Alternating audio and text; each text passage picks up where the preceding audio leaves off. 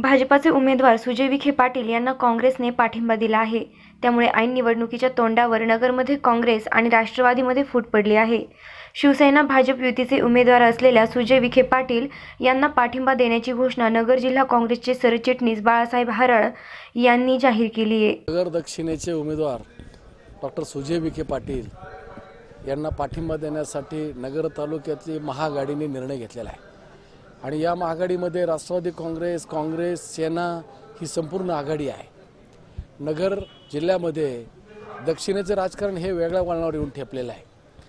आज मी काँग्रेसचा जरी पदाधिकारी असलो तरी डॉक्टर सुजय विखेंच्या प्रचारामध्ये मी सक्रिय आहे। याचं एकमेव कारण आहे की डॉक्टर सुजय विखे पाटलांनी 3 वर्ष सातत्याने या मतदारसंघामध्ये प्रत्येक उमेदवार काँग्रेसचा निवडून आणण्यासाठी त्यांनी अहोरात्र मेहनत घेतलेली आहे आणि म्हणून सर्व काँग्रेसचे पदाधिकारी दक्षिणेचे आज सुजय विखेंच्या प्रचारासाठी या ठिकाणी अहोरात्र झटत आहेत। महत्त्वाची गोष्ट अशी आहे की राष्ट्रवादी काँग्रेसचा जो उमेदवार आज लोकसभेसाठी दिलेला आहे, या लोकसभेच्या उमेदवारानं आम्हाला पाडण्यासाठी म्हणजे काँग्रेसचे लोक पाडण्यासाठी अहोरात्र मेहनत या ठिकाणी घेतलेली आहे आणि याच्या उलट डॉक्टर सुजय विखे पाटलांनी काँग्रेसचे उमेदवार निवडून आणण्यासाठी अहोरात्र प्रयत्न केला आणि म्हणून नगर तालुक्यामध्ये सेना, काँग्रेस, राष्ट्रवादी हे महाआघाडीचे नेते मंडळी एकत्र बसले आणि त्यांनी निर्णय घेतला की आपण सुजय विखे पाटलांना या ठिकाणी पाठिंबा दिला पाहिजे, त्यांना निवडून आणण्यासाठी प्रयत्न केला पाहिजे।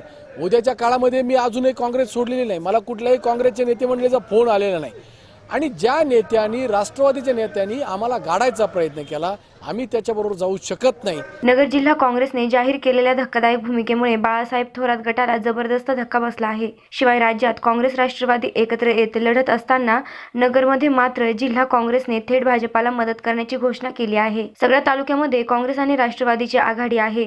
जिल्हा परिषद निवडणुकीत राष्ट्रवादीच्या संग्राम जगतापांनी आमचे उमेदवार पाडण्यासाठी प्रयत्न केले, तर डॉक्टर सुजय विखे पाटील यांनी आमचा प्रचार करून आमचे उमेदवार निवडून आणण्यासाठी प्रयत्न केले। या भूमिकेवर आमच्याशी काँग्रेसने संपर्क साधला नाही। ज्या माणसाने आमची माणसं निवडून येण्यासाठी प्रयत्न केले त्या माणसाच्या पाठीशी उभं राहणं आमचं कर्तव्य आहे, अशी प्रतिक्रिया काँग्रेसचं जिल्हा सरचिटणीस बाळासाहेब हराळ यांनी दिली आहे। SP 24 ताससाठी आबिद शेख, अहमदनगर।